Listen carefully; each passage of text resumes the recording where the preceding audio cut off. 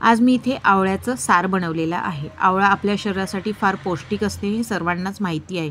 असं म्हणतात की रोज एक आवळा खाल्लाच पाहिजे, ज्याच्याने इम्युनिटी बूस्ट तर होते, त्याचबरोबर आपल्याला भरपूरसे फायदे होतात, केस चांगले राहतात, चांगले स्किनसुद्धा आपली फार छान राहते।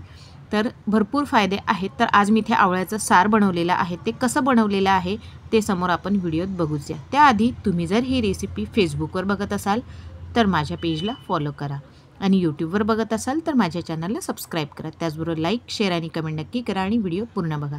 हॅलो फ्रेंड्स, मी लतिका, लतिकाज किचनमध्ये तुमचं स्वागत आहे।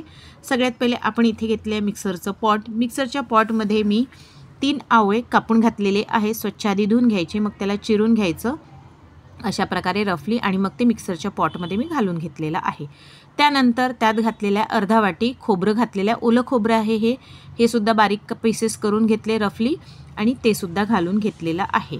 त्याचबरोबर यात घातलेला आहे एक मिरची घातलेली आहे। तुम्ही तुमच्या टेस्ट अकॉर्डिंग कमी जास्त करू शकता। जर जास्त तिखट खात असाल तर थोडं 1-2 मिरच्या वाढवू शकता। त्यानंतर इथे 1 इंच आल्याचा तुकडा घेतलेला आहे, ते सुद्धा घालून घेते। यासोबत तुम्ही यातच तांदळाचं पीठ आणि गूळसुद्धा घालू शकता, पण ते मी बाकीचं नंतर घातलेलं आहे। त्यानंतर असं एक भांडं घ्यायचं, त्याच्यावर चाळण ठेवायची, आणि हे जेवढे आपण आवळा आणि खोबरं वाटून घेतलेलं आहे ते यातनं पाणी टाकून आपल्याला वाटून घ्यायचं आहे। छान बारीक करून घ्यायचं आणि पाणी टाकून असं वाटून घ्यायचं आहे पूर्ण, म्हणजे जेणेकरून आपल्याला याचा रस आपल्याला मिळेल।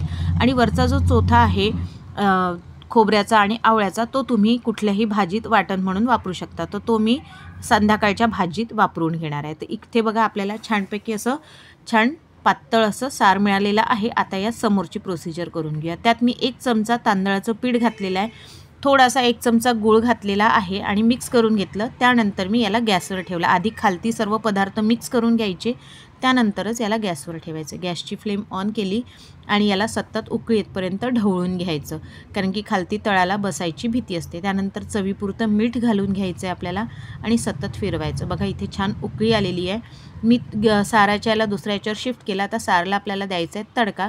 तर एका पॅनमध्ये तेल घातलेलं आहे 2 चमचे, त्यात 1 चमचा राई, 1 चमचा जिरं घातलेलं आहे, 2 मिरच्या कापून घातलेल्या आहे आणि थोडासा कढीपत्तासुद्धा घातलेला आहे। आणि ही फोडणी आपलं जे सार आहे त्यात घालून घ्यायचं आहे।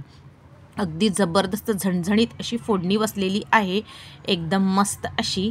तर यात पूर्ण फोडणी घालून घ्यायची व्यवस्थित आणि एक उकळी परत येऊ द्यायची आपल्याला, म्हणजे आपला सार रेडी झालेला आहे। चवीला मस्त चटपटीत असा लागतो, भाकरीबरोबर भाताबरोबर खूप छान असा लागतो। त्यानंतर यात कोथिंबीर घालून घेतलेली आहे आणि मिक्स करून घेतली आणि सर्व केलेला आहे। तर आजचा हा सार कसा वाटला नक्की करून बघा आणि मला नक्की कमेंट करा की तुम्हाला कशी वाटली आजची रेसिपी। तर भेटूया पुढच्या रेसिपीत, तोपर्यंत बाय।